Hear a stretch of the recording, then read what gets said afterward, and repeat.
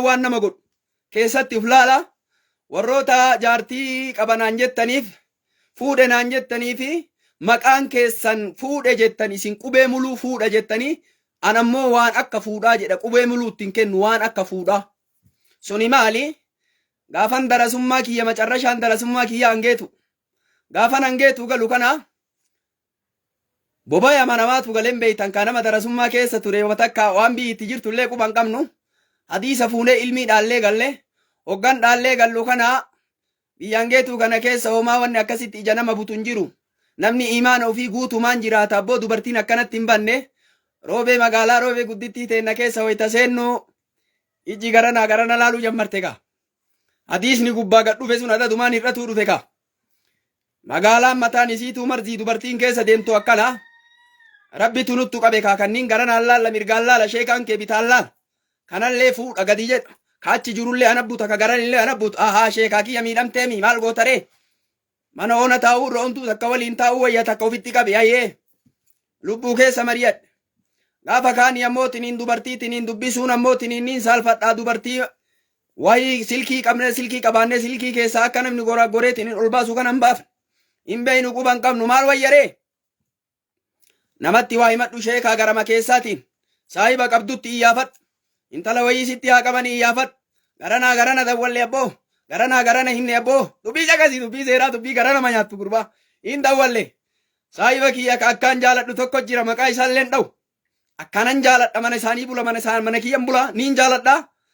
gaafan kaaniitiniin aboo nama wayii naasoq nama abbootiin qalbii tiyya tana ka gabbanees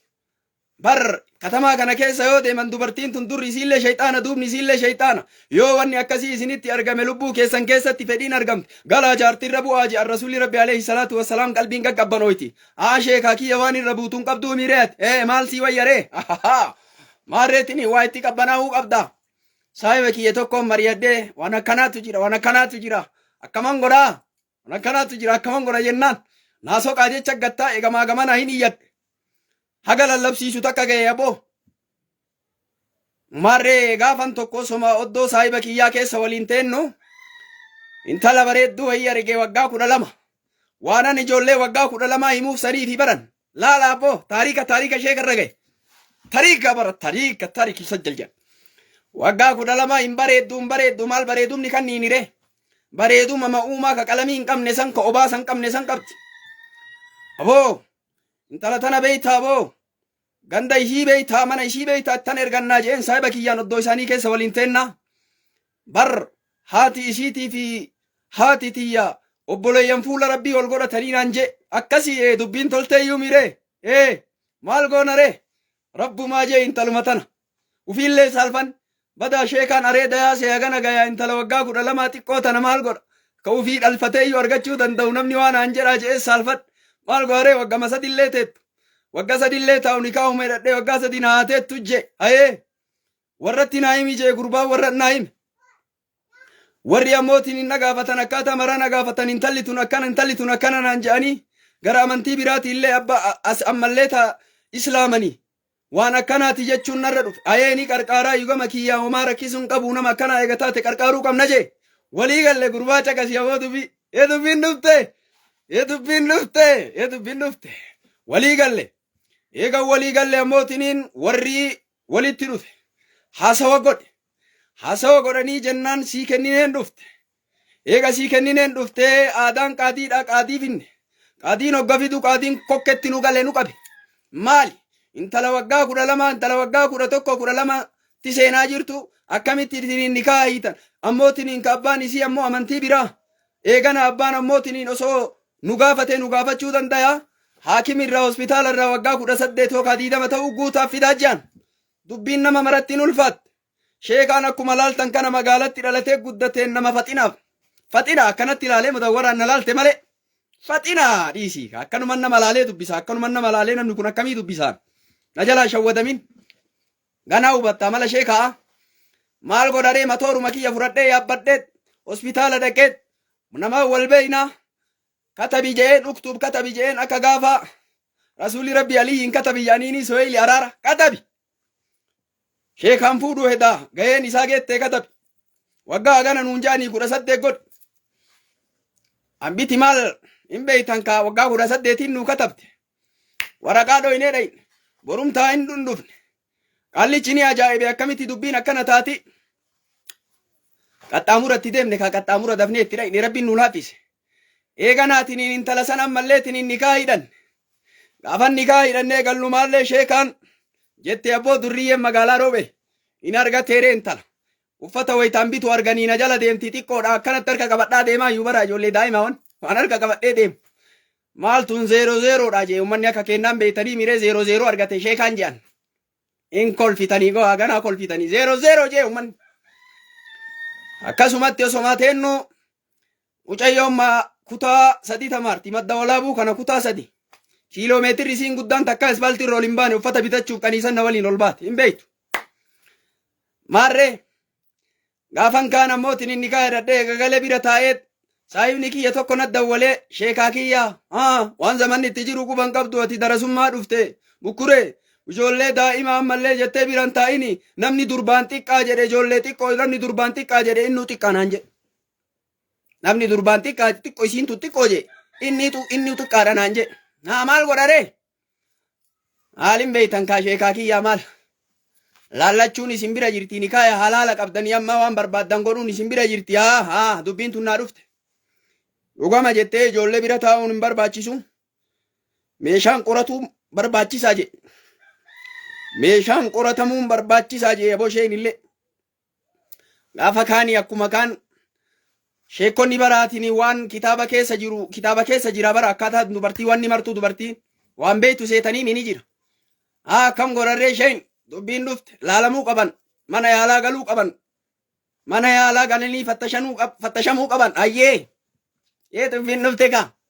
gaafa kaanii intalli daa'ima olma funnee waliin nyaannee dhugnee maal jennee taphachiifnee awwala isteeppii isin jettan san ni beeytan step to step jettanii baraasiu kasuma goone ni hin deemne step to step dubbiin dhufte gaafa kaanii rifariin hin katabe rifariin mana yaalaa hagaamu haalaalamu hin dhufnee taarika wallaahi ani dhugamaaf isin hin jee mana yaalaa geessine mana yaalaan beeytan kaanii miti isin kana bichaan ka dhukkubaa bichaan beeytanii mana yaalaa ka dhukkubaa bichaan beeytanii mire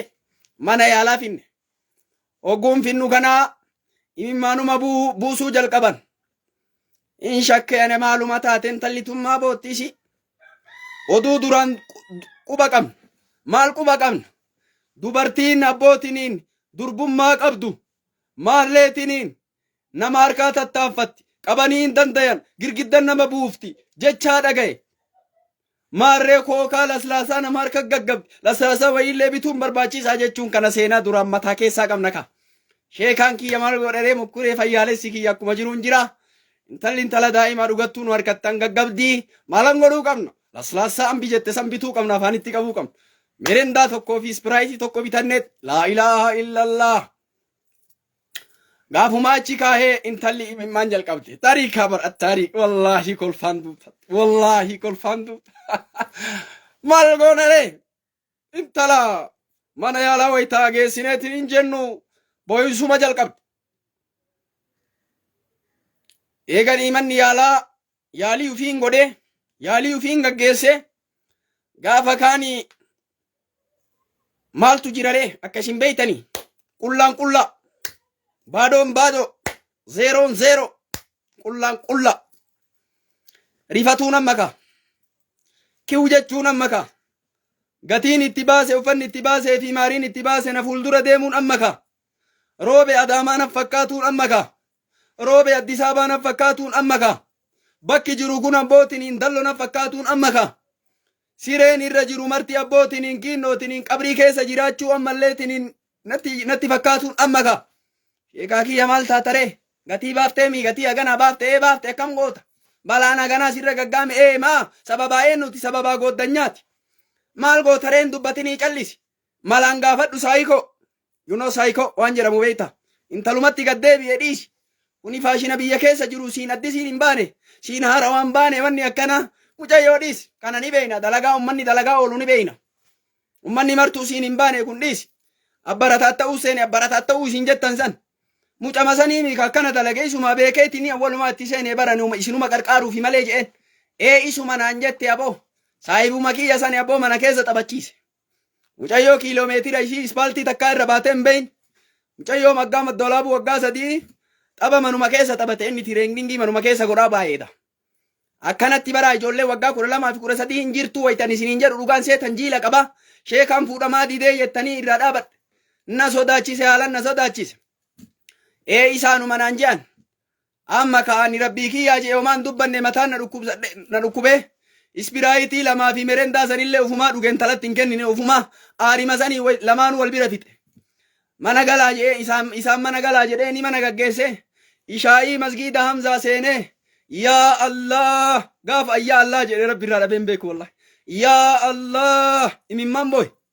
Imimmaan gadi naqee rabbii kiyyaa ni beeyta haala kiyya ni beeyta. Akkaataa nikaa itti dadhen beeyta nama nikaa na hiisisen beeyta rabbii kiyya gatii hambaasen beeyta rabbii kiyya namatti illee hin himu rabbii kiyya gatiin kiyya sirra rabbii kiyya sheekaan harbaa fuudhee kamsaa gadhiise naan je'anii rabbii kiyya kinoo argi kaati.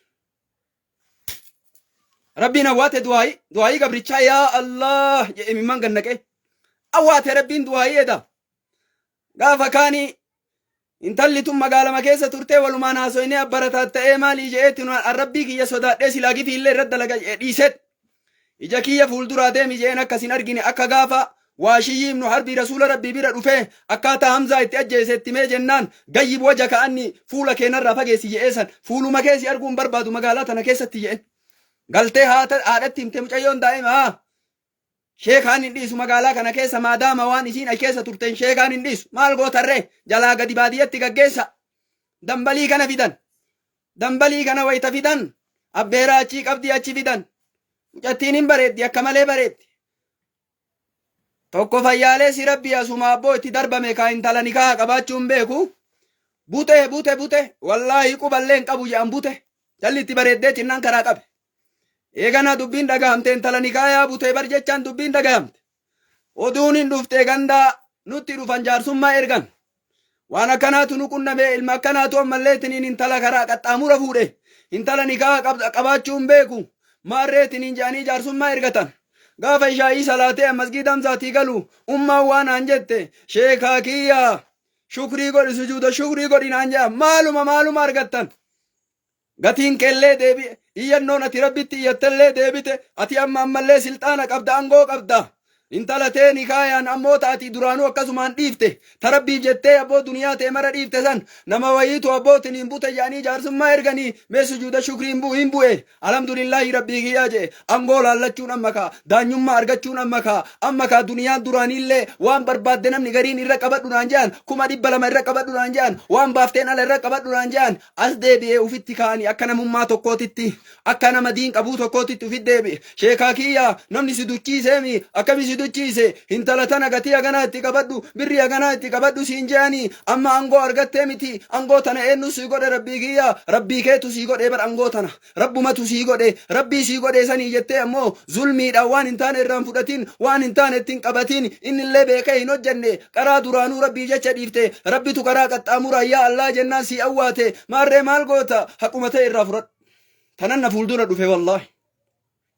Waanuma baasii qanii san baaftee fi maarii kennitee fi abboo ummata walii qabdee nyaachifte qanima sanu waanuma san irraa fudhadhu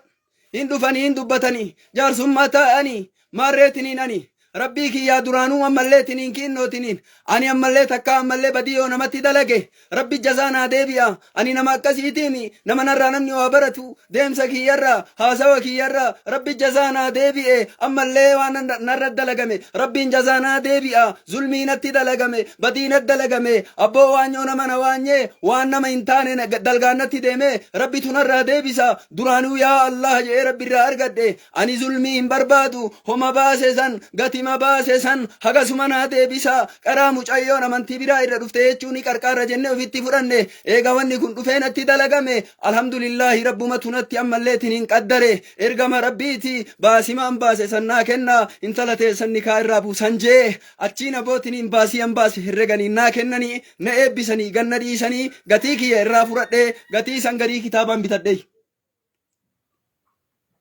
bitadhe jaabar warroonni asirra deemtanii ammoo jaartii sheekaa jettanii asiin jaartiin sheekaan tamaal maal beekan jaartii sheekaa jaanii asirra maxxansaniitiin hin deeman ololli yaa'u maal eessa quba qabaan jaartii jechuun nikaa hidhatan malee akkanaan jaartii jedhama ani jaartii wayiituu hin qabu kana wanni isin na duuba deemtanii amattanii mucaan akkana ta'e jettanillee rabbii walitti dhuftan jechuu barbaad reeforri miidiyaan irra waraabee jira seenaa kiyya akkaataa ani itti qare akkaataa awwalaa fi waan keessa dabre hunda na fuudhaniitiin innarraa katabanii jiran ammoo rabbii walitti hin dhufin haasawa nama gaafadhu keessaan nama gaafadhu nama namatiin alaan nama namatiin hin oofin dubbiin oofin olola wal jalaa qabdee hin oofin kanaaf siin jechuu barbaade osoo waan tokko hin beekin hin yaa'in jaartiillee qabattee asirratti maxxansitee osoo waan tokko hin beekin waan tokko naasayin